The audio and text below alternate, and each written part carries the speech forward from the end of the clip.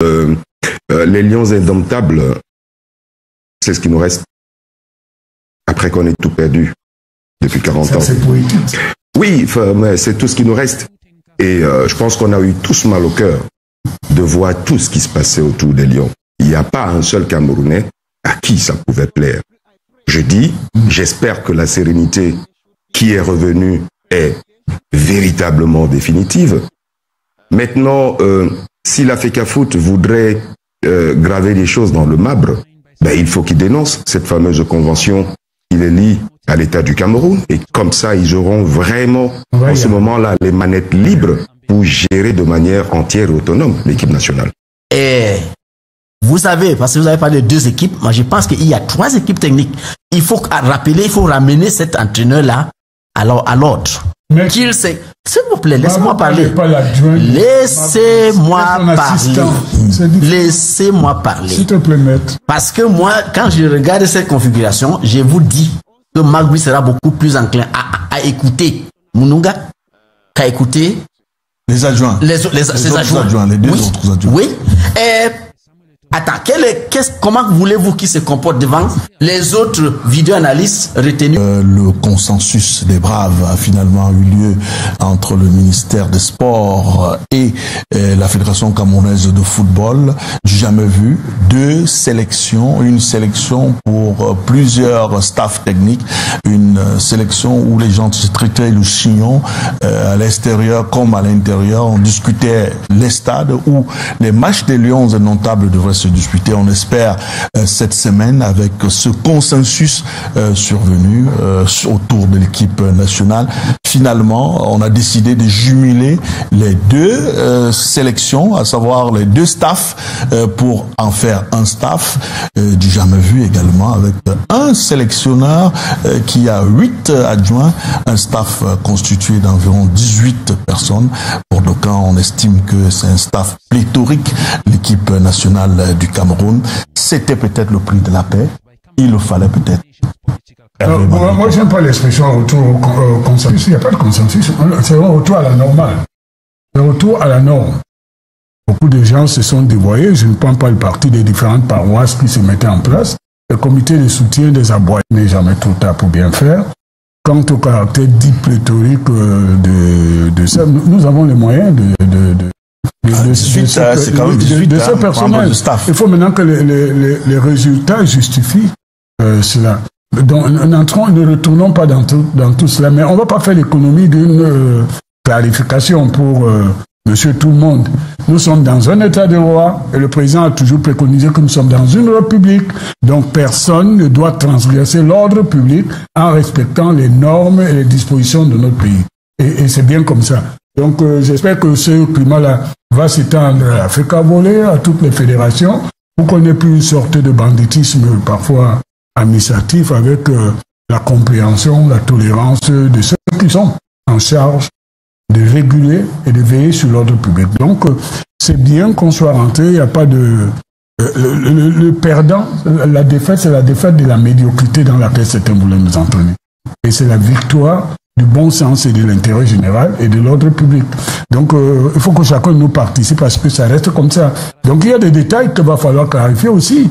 Par exemple, cette crise n'est pas aussi mauvaise que ça pour certaines questions. Quelle va être la place de l'ONIES? Et je pense que dans la conception que certains voulaient nous imposer, l'ONIES devenait une espèce un instrument pour les matchs de football. Moi, je pense qu'on n'a pas mis tant d'argent pour des infrastructures et elles sont multidisciplinaires. On peut les utiliser pour les assemblées générales des entreprises, domaine dans lequel je suis mieux placé. Les mobilisations des jeunes pour les Serges. J'ai été coordonnateur du stade de Bepanda. Il y a un restaurant de 1500 places dedans. Excusez-moi. On peut faire des mariages, on peut faire des concerts, on peut, en plus, des prédications et tout. Donc, ça doit être multicarte, simplement. Et il faut qu'il y ait une disponibilité totale lorsque les compétitions sportives. Parce que, pour revenir au discours du 10 février, que le président disait, c'était de dire, jeunesse camerounaise, l'État a fait des efforts pour vous donner des moyens de vos préparations pour les compétitions sportives. Vous devez vous discipliner pour être à cette hauteur. Donc tout ça doit aller en harmonie. Et ça ne voulait pas dire, vous mettez de l'ordre, on ne vient pas mettre de l'ordre avec le désordre. Donc je ferme là-dessus. On met de l'ordre avec la loi et la légalité. Alors, est-ce qu'on peut parler de loi, légalité, dans la mesure où on a panaché? Parce que c'est ce qui s'est passé, les deux staffs. Parce que là, en ce moment, c'est la loi qui a prévalu, ou alors c'est simplement un consensus, c'est-à-dire on a coupé la poire en deux, on voulait plaire, peut-être ne pas déplaire à une des parties, mais toujours est-il que quand on regarde, c'est ce staff-là, on a puisé à gauche, on a puisé. Mais c'est bien, ils sont tous les Camerounais. Hein. Non, enfin, Bouba, vous me forcez une fois de plus à me prononcer sur un sujet où je voulais pas. J'ai dit en son temps ce que j'avais à dire sur le sujet. Moi, ce que je pourrais dire aujourd'hui, c'est que c'est bien que la sérénité, j'espère que cette sérénité-là est revenue. On attend de voir, hein, parce qu'il y a eu autour des Lions. Attendons voir, parce que cette semaine sera aussi... Non, les prédicateurs du chaos ne souhaitent pas qu'il y ait le calme au Cameroun. Okay. Et par tous les moyens, quelle que soit l'activité, ils peuvent faire le bordel parce qu'ils peuvent prospérer dans leur entreprise du chaos, du désordre que dans cette situation. C'est terminé, l'ordre est revenu, il n'y a pas de problème. D'accord, on va prendre l'avis de bon Dachoua sur la question qui n'est pas forcément votre avis sur la question. Non, du tout. Je pense que les Lions indomptables, c'est ce qui nous reste après qu'on ait tout perdu depuis 40 ans. C'est poétique. Oui, mais c'est tout ce qui nous reste. Et je pense qu'on a eu tous mal au cœur de voir tout ce qui se passait autour des Lions. Il n'y a pas un seul Camerounais à qui ça pouvait plaire. Je dis, j'espère que la sérénité qui est revenue est véritablement définitive. Maintenant, si la FECAFOOT voudrait graver des choses dans le marbre, ben, il faut qu'il dénonce cette fameuse convention qui les lie à l'État du Cameroun. Et comme ça, ils auront vraiment, en ce moment-là, les manettes libres pour gérer de manière entière et autonome l'équipe nationale. Donc, c'est une chose qui me semble tout à fait très intéressante, parce que, en fait, c'est un sujet sur lequel je me suis prononcé également à son temps. Hein. J'ai dit que vraiment, les gens, ils ont mis à peu. Oui, ici. Mais Hervé a dit quelque chose d'extrêmement important, parce que plus on avance, on finit toujours par s'en rendre compte que le désordre ou l'alimentation de la polémique, c'est du côté du RDP. C'est Hervé qui vient de nous demander toute l'incapacité de la gestion calamiteuse de l'UNES. C'est lui qui a dit que... Si tu veux me prêter tes mots, c'est pas grave. Oui, c'est lui qui a soulevé ça, qui me semble tout à fait très intéressant. Il a dit que les stades étaient dotés d'un certain nombre d'infrastructures dont on n'utilise pas. Preuve, s'il en était besoin que les gens qui sont à la tête de l'ONU ne sont pas à leur place. Il faut le dire. Ah bon. Ils sont tout à fait à leur place. Ah bon. Donc il faut qu'ils marchent dans la norme. Merci. Donc au moins, tout le monde s'en rend compte que les téléspectateurs vont retenir qu'il y a beaucoup de gens à l'intérieur de ce dispositif qui ne sont pas à leur place. Non, une fois que vous avez dit ça, oui, Hervé, n'habillez pas les mots, c'est pas parce que ça va froisser certaines personnes qui sont proches de vous. Il faut dire également qu'on a englouti beaucoup de milliards. Bon, il faut le dire. On a mis beaucoup de millions. On a mis beaucoup de milliards. Ça nous coûte en termes d'endettement. Et aujourd'hui, ça nous handicape pour pouvoir nous endetter sur la place internationale pour enchérir un certain nombre de projets dont nous en avons besoin pour bousquer la croissance de notre pays et afin de trouver l'emploi aux jeunes. Ça, il faut le dire aussi, Hervé. Parce que c'est ça la vérité des choses. C'est qu'on donne des orientations, ou le président de la République donne des orientations. Il y a des gens tapis dans l'ombre qui sont des camarades, qui sont des militants parasites compradors, dont le souci est de se mettre plein les poches. Il faut le dire aussi, Hervé. Est-ce qu'il y a un délit de camaraderie ou d'amitié? Mec, si tu même Jésus-Christ avait une famille. Oui, mais le problème, c'est qu'il avait des familles, mais c'est pas des fanfarons, comme on trouvait. Nul n'est parfait. Bien, ok. Oui, mais les miens, je les ai choisis, et nul n'étant parfait, ils sont perfectibles. Donc, j'assume. J'assume. Tu assumes tes amis? Oui, mes amitiés. Ok. Il y a la camaraderie pour certains. Pour certains. Donc, vous reconnaissez, les télévisions vont noter que, bien entendu, c'est au RDPC que se trouve toute la gabédie de la gestion de notre économie. Je pense que c'est qu'on peut retenir. Alors, Signon Agbor Banissa Achou est avec nous sur ce plateau, sur cette question également. La CAF a effectué une visite d'inspection la semaine dernière. On ressort quand même avec un résultat pas reluisant pour le Cameroun sur tous les stades qui ont abrité la dernière Coupe d'Afrique. La CAF, effectivement, qui a retenu le stade Amadou Ahidjo comme stade catégorie 4, le stade Kwekon également de Bafoussam, le stade Japoma, le stade Olembe ne sont pas opérationnels. Enfin, pour l'instant. Il faut aller jusqu'au bout. Pour le moment. Pour le moment, voilà. Sur cette question. Oui, mais vous me faites un peu d'injustice là, en me privant, n'est-ce pas, de parole sur l'autre sujet, l'autre question à laquelle sur les Lions. Mes co-panélistes ont répondu. Vous pouvez répondre également. Voilà, parce que là, moi on a parlé vous avez parlé de consensus. Lui, il a dit retour à la normale. Moi, je dis qu'il faut regarder les choses telles qu'elles sont.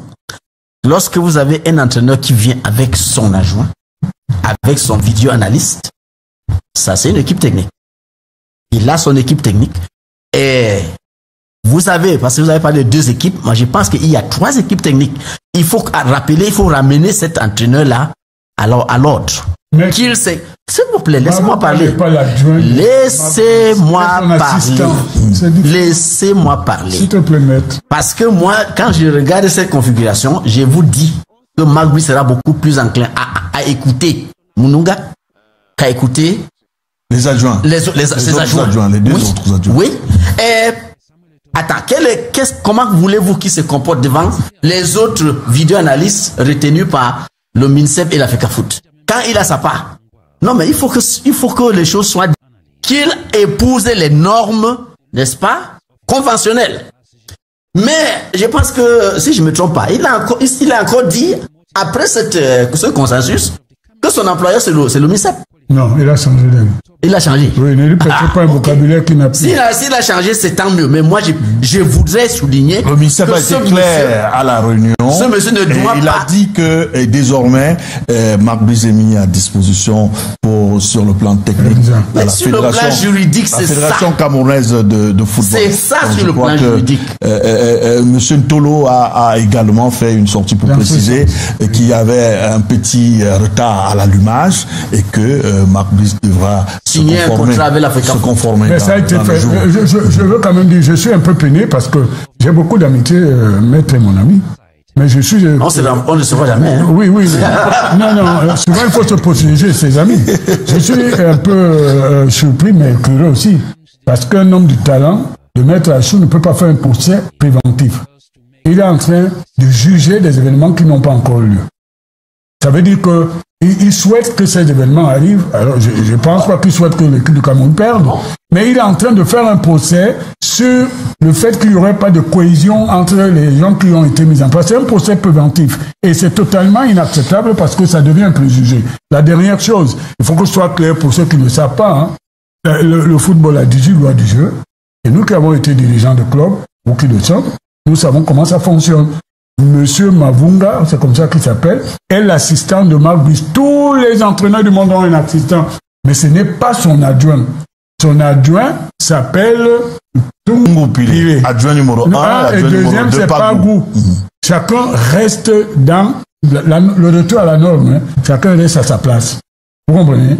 Vous ne pouvez plus prendre les joueurs pour aller les prendre en otage pour les amener dans un hôtel à 20 km du stade. Vous ne pouvez plus passer, les professionnels vont s'en occuper. Moi, je suis optimiste. Ok, d'accord. Ouais. C'était pas votre temps de parole. Non, mais comme il m'a provoqué, il juge un événement qui n'a pas lieu. Alors, si on va terminer. Merci, Bouba. Il s'appelle FECAFOOT, il s'appelle MINSEP, il s'appelle, mais vous êtes du LDPC. Oui. Laissez le gouvernement tranquille. C'est pas une maladie honteuse. Il faut laisser le gouvernement tranquille. Vous n'êtes pas du gouvernement. Bon, monsieur Bouba, je disais donc, pour ce qui est du stade Kwikon et le stade Amadou Ahidjo, nous tous, on voit que ce stade, le stade Kwikon en particulier, c'est un stade qui n'a pas été utilisé. Mais il est bien. C'est comme on pouvait même prendre le stade de Libé. Comment est-ce que la CAF pouvait prendre tous les stades de Cameroun? Pour moi, je me dis qu'on a seulement choisi quelques stades, les stades qu'on pouvait utiliser pour les jours qui arrivent. Oui. Parce que si vous regardez ces stades correctement. Regardez ces stades. Qu'est-ce qui ne va pas avec Olembe ici? Qui va abriter Japoma, qui va abriter un match dans quelques jours là? Qu'est-ce qui ne va pas avec? Le match a lieu à Yaoundé. Le match va se jouer à Yaoundé. Mais Onies a dit que ça pouvait aller là. Oui. Onies a dit à partir du 19. Ce sera disponible à partir du 19, mais pas avant. Donc pour le moment, mais si ce stade ne pouvait pas recevoir de match, Onies n'allait pas dire que ça pouvait à partir. Donc moi je me dis que c'est une question de gestion. ils ont choisi 2 stades qu'on pouvait utiliser. On pourra revenir. Pourquoi ils ont laissé Rundaja? Ça fait quoi? Non, on l'a déjà utilisé. Voilà. La pelouse, on a vu la pelouse quand même lors du match, le dernier match des Lions, la sortie. Onies va vous dire que c'est parce qu'on lui a donné un temps court pour arroser mais normalement, on sort avec vous, Hervé Emmanuel Com, pour un peu savoir si cela ne peut pas également contaminer d'autres fédérations. Il y a la FECA volée également, qui est en attente d'un jugement ou alors en attente d'une espèce de consensus pour sortir les différents, parce que là-bas aussi, il y a 2 présidents. Moi, je suis un républicain. Et je crois que mon ami Lebon peut être mon témoin. Je n'aime pas quand on malmène la loi. La République est verticale. Et je n'aime pas certains mots. Quand on parle des affaires publiques, compromis, tout ça pour moi c'est de la compromission. Tolérance par rapport à des gens qui malmènent la loi, non. Et puis quand bien même vous êtes investi par délégation de l'autorité, c'est pour que tout reste dans la norme et la loi. Et Serge venait de l'expliquer. Le président ne supporte pas ceux qui malmènent la loi. Et je me tente souvent que ceux qui se déclarent d'une proximité géographique, administrative, parfois participent au malmènement. Donc, si vous voulez savoir quel est mon avis, toutes les fédérations, toute l'activité olympique devrait être faite dans le respect de la norme. Parce que ce sont des activités qui permettent une régulation sociale de la jeunesse. Et lorsqu'on n'est plus dans la norme, le déraillement est rapide. Ça peut justifier une forme de violence, de délinquance et tout ça. Vous voyez les gens qui s'appellent les hiboux, des églisiens, des machins. On était arrivé à une vulgarité que c'est la République qui était malmenée. Donc il n'y a pas de vainqueur ni de vaincu. Et oui, il faut souhaiter que la gestion du mouvement sportif olympique au Cameroun soit faite dans le respect de la loi. Parce que comme disait le latin, orda ab chaos, c'est avec l'ordre qu'on met fin au désordre. Mais si vous venez avec le désordre, pour dire que vous voulez mettre fin au désordre, vous ajoutez au désordre le désordre. Et donc moi je pense que ça doit être valable pour toutes les fédérations. D'abord qu'elles soient dans les normes. On vous parle ici du football professionnel qui n'est pas encore professionnel.